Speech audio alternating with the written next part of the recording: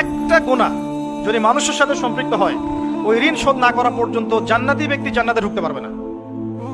মনে করেন আমাদের ভাই আব্দুল্লাহর জান্নাতের ফয়সালা হয়ে গেছে, কথার কথা মনে করেন, কিন্তু ভাই কাউকে গালি দিয়েছিল, কাউকে অপবাদ দিয়েছিল, কারো কাছ থেকে টাকা পয়সা নিয়েছে, দেয়নি ফেরত, বা ইত্যাদি ইত্যাদি ইত্যাদি। মানুষের সাথে সম্পৃক্ত কোনো হক আছে, জান্নাতে যাওয়ার আগে একটা জায়গায় দাঁড় করিয়ে দেওয়া হবে। দাঁড়াও, ফয়সালা তো হয়ে গেছে, তাহলে এখন দাঁড়াও। কেন? ফেরেশতাদেরকে দিয়ে বলানো হবে অমুকের এই ঋণ বাকি আছে, অমুকের এই গালির ঋণ বাকি আছে, অমুককে তুমি বাজে কথা বলছিলে এটা বাকি আছে, অমুককে অপবাদ দিয়েছে এটা বাকি আছে। সবাই এখন সামনে আসা শুরু করবে একে একে। বেচারার কিন্তু আমল অনেক ছিল, একদম উহুদ পাহাড়ের সমান নেকি নিয়ে এসে উঠছে।